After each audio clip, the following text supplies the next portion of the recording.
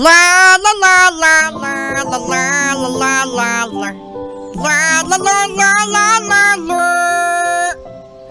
Ito na mga bata, ito na mga yes friends, sexy Megan, mga taxpayers, middle class, ang ating kwentong lang kwenta, ang nung isang araw na pinamagatang ang Invisible Man. Uy, ang Invisible Man. Ano kaya yung kwento na yan? Nung isang araw, ni Kupanero, sa isang malayong lugar, diyan sa may Quirino. Alayo ah. Diyan sa may Quirino ay merong isang lalaki. Oh. Lalaki na homeless. Uy, homeless. Oo, no. Nandyan lang siya sa kalsada. Oo, natutulog. Yan. Oo, mga yes pre natin na kalabit pengi. Oo, yan usually yung mga yes pre natin dyan. Ngayon, itong homeless na ito ay naglalakad sa may tabi ng kalsada nga. Mhm. At siya ay nasanggi ng isang motorsiklo. Oh, no! Oo, ano siya, nasanggi siya ng motorsiklo pagkatapos sabi niya doon sa motorsiklo na hindi siya pinansin. Ano? Kamote! Kamote ka, kamote! Kamote. Ngayon, ay syempre siya ay napadaus-dus dun sa tabi ng kalsada. Oh. At walang pumansin sa kanya, walang tumulong. Oo. Kawawa naman. Kawawa naman. Ah! Ang okay nito. Kawawa naman. Ngayon, sabi niya, wala pong tumutulong sa akin. At dumating ang gabi. At habang siya ay merong isang biniling tinapay. Uy, ano yung tinapay niya? Binuksan niya ang kanyang eco bag. Oh. At meron siya doon na dalawang tinapay. Malunggay pandesal. Ting-ning-ning-ning-ning. Malunggay pandesal. Talaga, sinabi namin na tinapay mo, malunggay pandesal pa talaga. Meron siyang dalawang malunggay pandesal. At yung sabi niya habang kumakain siya, Lloyd! Wala pumapansin sa akin! Wow, galing mo umakting. Galing ko, no? Oh, paano ulit? Lloyd! Wala pumapansin sa akin! Kawawa naman ako! At habang siya ay nagdradrama-drama, merong isang nanay kasama ang kanyang 3 anak. At ang sabi ng babae sa kanya, uy, kumakain ka ng malunggay pandesal. Talaga na, alam niya pa talaga malunggay pandesal. Kasi may batik-batik yun na kulay green. Oo nga, no? Yung malunggay pandesal, may batik-batik na kulay green. Sarap naman na kinakain mo, malunggay pandesal.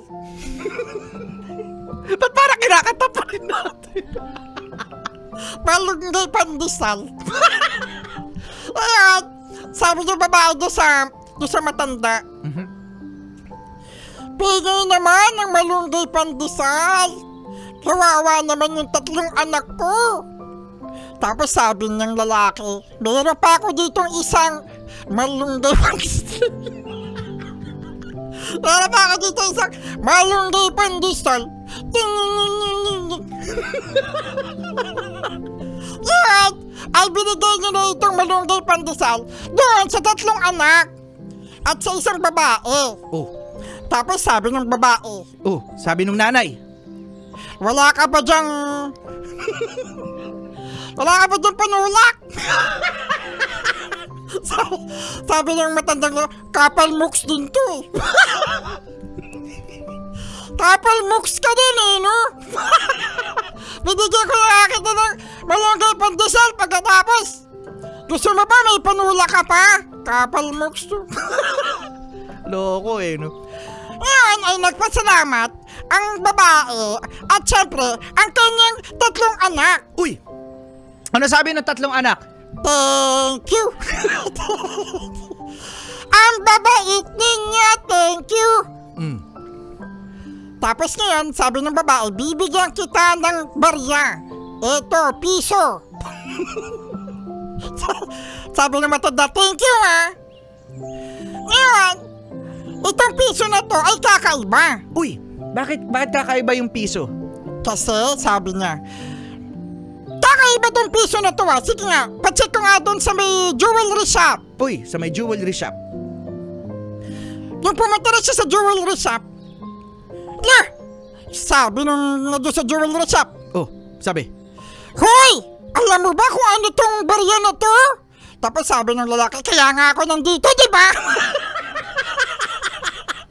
Kaya nga ako nandito para ipacheck yung barya na yan. Mhm. High blood naman. Yan sabi ng sa jewelry shop. Alam mo, itong barya na ito ay makapagbibigay sa'yo ng yaman na hindi mo may imagine. Uy! Kaya naman sabi, talaga? Tapos sabi ng sa pawn shop, talaga?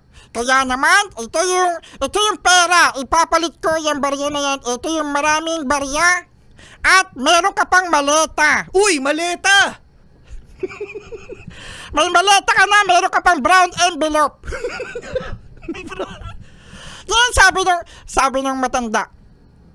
Thank you, Lord! Oo.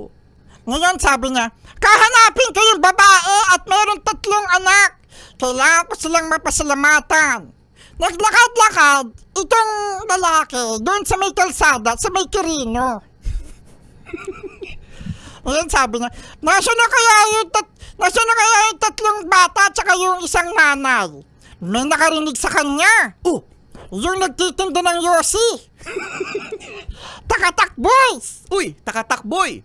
Ngayon sabi ng takatakboy, uy, hinahanap po ba yung babae at saka yung 3 anak niya? Mhm. Ngayon sabi ng takatakboy, eto, may iniwan sa akin na envelope. Uy! Envelope? Ano yun naman ang envelope? Merong letter. Oh! Ngayon sabi nung pwede pabasa nga. Ang nakabasa doon, Oh! Ano, binasa niya? aba, nakakabasa na pala ako. Ay, hindi yun.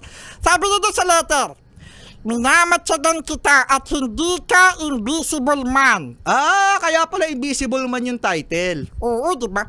Kaya, hindi ka invisible man dahil nung ikaw ay nasage ng isang kamote rider ay nasa tabi mo ko. At inaobserbahan kita kasi ikaw ay mabait, kaya binigyan kita ng coin. Oh! Ayun pala yun. Oo, kaya yun. Sabi nung thank you po, hindi ako invisible! Oh. Thank you, Lord! Hallelujah! Kaya mga bata, mga yes friends at si Megan, Oh, ano? May aral! syempre, Ano aral mo?